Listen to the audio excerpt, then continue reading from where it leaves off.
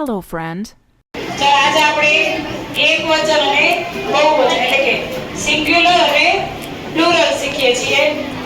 અને એક વાક્ય આપણે કીધું ધીસ ઇઝ અ પેન. તો આ પેન છે.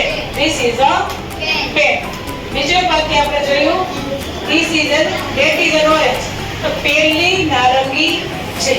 હવે એક વસ્તુ માટેની વાત હોય ત્યારના વાક્ય છે. પણ જ્યારે આપણે મારે એમ કેવું હોય કે આ ઘણી બધી પેન છે એવું કેવું હોય તો ધીસ ને બદલે આપણે કહેશું this THESE. These are pens. બરાબર. અને નારંગીઓ ઘણી બધી હોય તો ધોઝ આર ઓરેન્જીસ.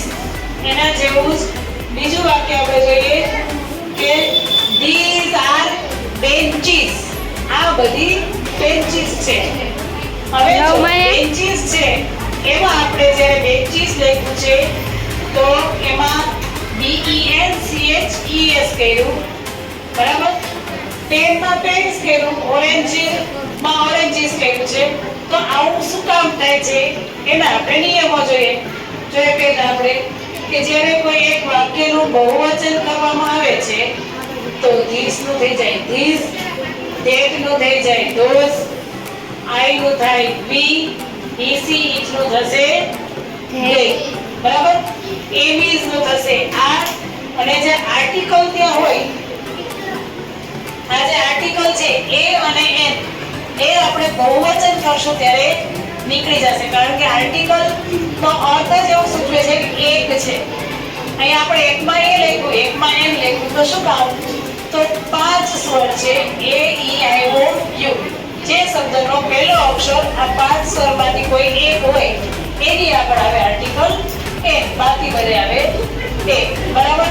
હવે આગળ જોઈએ કે જો કોઈ નાઉનનો છેલ્લો અક્ષર S, SH, SS, CH, X કે O હોય તો એનું જ્યારે આપણે એ નાઉનનું બહુવચન કરીએ ત્યારે એની પાછળ ES લાગે છે. જેમ કે જો બાકી બધાને એસ. બુક છે તો બુક્સ થશે. એમાં છેલ્લો અક્ષર X છે એટલે બોક્સીસ થશે. મેંગો છેલ્લો અક્ષર O એટલે મેંગો નું થશે મેંગોસ. બરાબર. એ રીતે બેન્ચ નું બેન્ચીસ આપણે ત્યાં જોયું હતું. બરાબર. Box boxes. જે રીતે ગ્લાસ નું ગ્લાસીસ. ગ્લાસ ના છેલ્લે ડબલ S આવે છે GLASS. તો ગ્લાસીસ આ રીતના થશે. ત્યાર પછીનો નિયમ છે કે જો કોઈ નાઉનનો છેલ્લો અક્ષર F કે AP હોય તો એનું બહુવચન કરતી વખતે F કે AP નીકળી જાય ને VES લાગે. એટલે કે F નું V થઈને ES લાગે છે. જેમ કે લાઈફ તો લાઈફ્સ, નાઇફ કે NIFE નાઇફ કે સાયલન્ટ છે. નાઇફ નું થશે નાઇફ્સ. વાઇફ હોય તો વાઇફ્સ, લીફ નું લીવ્સ. બરાબર. ત્યાર પછીનો નિયમ છે કે જો કોઈ નાઉન એટલે કે શબ્દનો નામનો છેલ્લો અક્ષર Y હોય તો એનું બહુવચન કરતી વખતે Y નીકળી જશે અને Y નો I થઈને IES લાગશે. જેમ કે બેબી. બેબી BABY છે તો બેબી નું થશે બેબીસ અને Y નો I કરી અને ES લાગશે. લેડીમાં લેડીઝ. બરાબર. પણ જો Y ની આગળનો અક્ષર છે એ વ્યંજનને બદલે સ્વર હશે તો એને માત્ર S લાગશે ES લાગશે નહીં. Y નો I થશે નહીં. એક આપણે ઉદાહરણ લખ્યું છે BAY બે એટલે ખાડી. તો એમાં Y ની પહેલાનો અક્ષર A છે તો એને સીધો S જ લાગશે IES લાગશે નહીં. બરાબર. સિટી નું સિટીઝ. તો ઘણા બધા ઉદાહરણ છે. તો આ આપણા એકવચનમાંથી બહુવચનમાં કરવાના નિયમો છે ને આ એના ઉદાહરણો છે. ક્લિયર? આટલું સમજાઈ જાય? હવે સમજાઈ જાય ને? તો આપણે અહીંયા એમ લખ્યું છે કે I નું બહુવચન we થાય એવું એક વાક્ય છે. I am a student. તો થશે we are students. માનો કે હું એમ કહું કે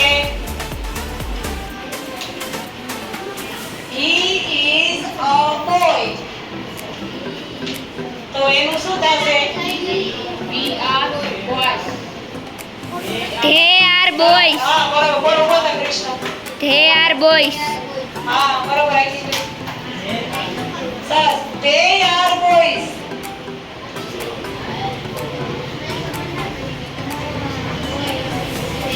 સમજાણું? તમે કે કીધું it is a pen તો they are pens. it નું they બરાબર. she is a girl તો they are Girls. સમજાઈ ગયું? હવે આપણે આ બધા લીધા હતા એના પણ વાક્યના બહુવચન થઈ શકે. ચાલો હવે સમજાઈ ગયા? બધાના 5-5 વાક્ય હોમવર્કમાં કરવાના, કાલનું ચેક કરીશ.